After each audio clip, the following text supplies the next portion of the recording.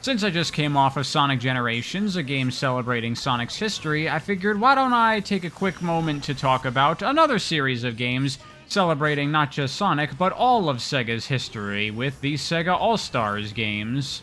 But nowadays, whenever people talk about these games, they only ever talk about the racing games, and there's more to Sega All-Stars than just the racing games. The series originally kicked off with Sega Superstars for the PS2 using the weird PlayStation iToy thing, and I've never played it, and you've never played it, and no one has ever played it, and that's perfectly fine. I figured I would just mention it here, as this is technically the beginning of this whole Sega All-Stars thing. But the first game that people might be familiar with, and the first game made by Sumo Digital, is not Sega All-Stars Racing, it is Sega All-Stars Tennis, actually. And I know what you're thinking looking at this, this is just some crappy Mario Tennis ripoff, isn't it? And I'm here to tell you that it absolutely is. I mean, it's not a bad game, I wouldn't say, but it really is just Mario Tennis, but not as good. Mechanically, it's very similar to your typical tennis games, and also, of course, very similar to Mario Tennis, even with somewhat similar controls. All the characters have super moves they can do that have weird effects, just like Mario Power Tennis or what have you. And, yeah, that's pretty much it, honestly. It's just Mario Tennis, but it's got a Sega skin on it. I mean, and that's cool. I like Sega games. But if I want to play a cartoony, fun, goofy, over-the-top tennis game like this, I'm just gonna play Mario Tennis Aces or something. It's just a better version of this. This game doesn't do anything to stand out or have its own unique flair to it. It's fine, but not really something that I think is worth going out of your way to play. On to the games that people actually care about, the Sega All-Stars Racing games, or more correctly, Sonic and Sega All-Stars Racing. Can I just say, I've always hated that title for these games, because it's very clear that these games are supposed to be called Sega All-Stars Racing, but then marketing was like, well, if we put Sonic in the title, then it will sell better, so we get these really clunky, awkward titles. It's friggin' stupid, but whatever, it doesn't really matter that much. And I know what you're thinking looking at this game. This is just some crappy Mario Kart ripoff, and I'm here to tell you that it kind of is. I wouldn't say that this is a crappy game, though. It's definitely better than Sega All-Stars Tennis. But yeah, it is still ultimately, at the end of the day, just a Mario Kart ripoff that's not as good as Mario Kart. Mechanically, it's very, very typical stuff. You know, there's drifting, and the longer you drift, you get a boost, and there's a little thing you can do at the start of a race to get a boost there. And you got items, and you have the automatic homing thing, and the traps you can lay behind you, and blah, blah, blah. It's all things that you're familiar with from Mario Kart. And it's fine. It's a fine-feeling racing game. The track design is fine. It's all perfectly decent. But again, I would say I'd rather just play Mario Kart 8 or something like that.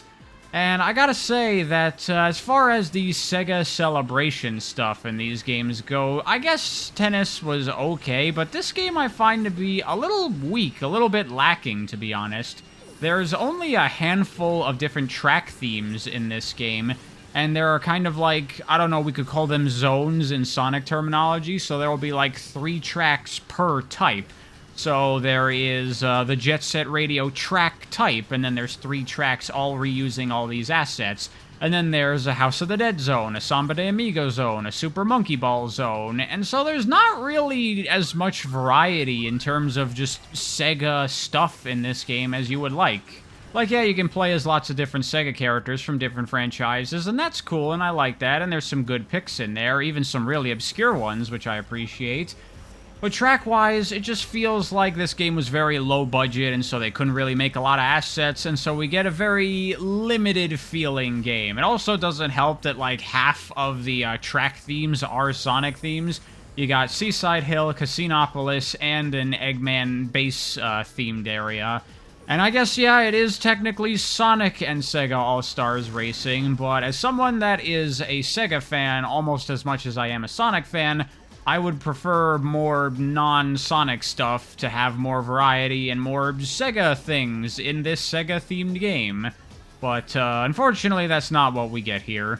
still a perfectly fine game, and it's decently fun, but not exactly something that I am going to be loading up time and time again to do races in. But now we come to the piece de resistance, the coup de grace, the real game worth talking about in this little sub-series of Sega games, Sonic and All-Stars Racing Transformed. For some reason, they dropped the Sega from this game's title because they're like, there are too many words, we gotta chop this down, we don't want to be like the Mario and Sonic games. But anyway, now we're talking. This is a kart racer. This is a game celebrating Sega and its history. First of all, gameplay-wise, it's still generally pretty similar to Mario Kart, but now we actually do have some unique things going on here. The biggest one, of course, being the transformed gimmick, that now your cars can transform into boats and planes, meaning we get 3 different kinds of racing all bundled together in one game. And it's very cool. They have you switching back and forth across different tracks. Some tracks are entirely flying-based, or some tracks take mostly place on the water. Some tracks will change every lap, so maybe on the first lap you're driving on the ground, and then the second lap the track explodes and now you start flying through the air. Sometimes the tracks split and you can choose, do you want to go in the water, or do you want to fly around? This transform gimmick does a lot to help this game feel more distinct, feel like less of a ripoff, and also vary up the gameplay a little bit without changing things up too much. You know, it's just a different kind of racing with slightly different rules and physics that you have to follow, and I think that works really well. Additionally, they've also added an extra little wrinkle to the drifting in this game that I appreciate, where as you're doing your drift, and the longer you're drifting, the more boost you build up, this game, uniquely amongst kart racers, allow you to redirect your drift, so you can be drifting to the left and then swap and start drifting to the right without ever releasing your drift, so you can charge one drift across multiple turns, which is a pretty cool thing to do. It also means you can drift down straightaways by snaking left and right to build up a big boost at the end of it, and that is all pretty neat stuff.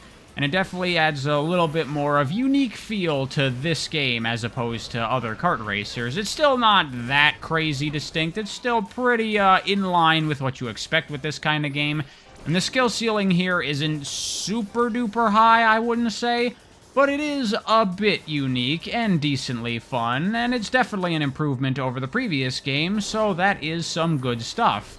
But to be honest, the reason I like this game so much has less to do with its gameplay and more to do with the fact that this game finally really feels like it delivers properly on all that Sega Celebration stuff that you would have wanted from these games in the first place. For example, it being a sequel, obviously you got some extra playable characters, such as Joe Musashi from the Shinobi games, which is very cool. But it's also got a lot of other iconic Sega fan-favorite characters, like Wreck-It Ralph, Team Fortress, and of course, Danica Patrick. But jokes aside, what I really like about Transformed is the tracks, because this game ditches the kind of zones from the previous racing game, and now every single track in the game has its own unique theme. We do still have all the themes returning from the previous game. In fact, some of the tracks even directly, like the actual level design, is identical to what it was in the previous game, which is a little on the lame side. But the real stars of the show are all the new track types that they've added to the game. Even just within the Sonic area, they've added some cool new stuff, like, for example, Starlight Carnival added from Sonic Colors, which was very recent at this time. And it works really well in this racing context, having the track be on those purple floating bridges from Starlight Carnival. That's pretty cool. We also have Sky Sanctuary from Sonic 3 and Knuckles, or more so, I should say, from Sonic Generations, because it's pretty obvious that this is just reusing assets from that game. But you know what? I'm fine with it, because it's still a cool zone. But enough of that dumb Sonic crap. The real thing I like about Transform so much is how much representation a lot of other Sega franchises get in this game. Unlike the previous game, where Sonic was a very sizable chunk of the game's content, here it is the minority of content, and a lot of it is dedicated to many other Sega franchises, including some really obscure ones, and there is some awesome stuff in here. You got Afterburner, you got Shinobi, Panzer Dragoon, even a Skies of Arcadia stage, which I've never even played Skies of Arcadia, but I think that's really cool. There's a Golden Axe track, there's a Nights into Dreams track, which is really, really fun, and you spend most of it flying appropriately for Nights into Dreams. There's a freaking Burning Rangers track in this game. That is really cool. Again, I've never even played Burning Rangers. I know a bit about it. I've tried it here and there for 5 minutes. It doesn't really seem like that great of a game. But I love the aesthetic of Burning Rangers. I love the ideas. I love the music, the concepts. And this is a way to get to experience some degree of Burning Rangers. And it's also really cool because a lot of these franchises like Skies of Arcadia or Burning Rangers never got additional entries, so they are limited to the technology of the time, so we never really got to see them in like nicer, fancier, modern-looking graphics, and so here they are. We get to see them in their full glory, realized much better than what they could have been on their original hardware. Nights also I would include in that as well. There is Journey of Dreams, but this is the first time you get to play Nights in, like, 3D and see what a 3D Nights kind of might look like, and it's really awesome. There's also the final track in the game, which isn't based on any game in particular. It's just a celebration of Sega's history. It's like a futuristic city, and it's like a 3D holographic museum of just Sega stuff, consoles and game characters and franchises and stuff. You also have the Sega Ages Racer, where you play as the Daytona car, and then when you go to flight sections, it turns into an afterburner plane, and then in the boat sections, it's a freaking Dreamcast controller, and it makes the Dreamcast boot-up noises and everything. Like, this is how you celebrate a company's history. This is all great stuff. And it's honestly the reason that I really enjoy All-Stars Racing Transformed. Like, it's a fine racing game. It's not the most amazing thing I've ever played in the world. I probably wouldn't really care much for this if it was just any old kart racer. But as a lifelong Sega fanboy, I just love all this stuff. It really does do it for me. This is a game that I play not because it's a great game, but because it's just such a fantastic love letter to so many things that I grew up with and that I just adore. And it really is a shame that they never made another Sega All-Stars Racing game, because I feel like this is just scratching the surface of what could be done. Especially nowadays, there's some new stuff in there as well. You know, new Sega All-Stars Racing, where you get Kiryu, Miku, throw the Sega Hard Girls in there, that would be fun. Maybe some Persona characters, Valkyria Chronicles, plus some other older stuff that they haven't gotten to yet, like Rystar or the Gunstar Heroes would be really cool, Streets of Rage. There is so much room for more Sega All-Stars Racing goodness, and instead they made Team Sonic Racing, and that is so disappointing, but we'll talk about that game another time. But for now, I'll say that I really enjoy Sega All-Stars Racing Transformed. All the other things in the Sega All-Stars games are very passable in my opinion. But if you're a big hardcore Sega fan and you haven't played this game, you gotta fix that ASAP, because this game is just awesome.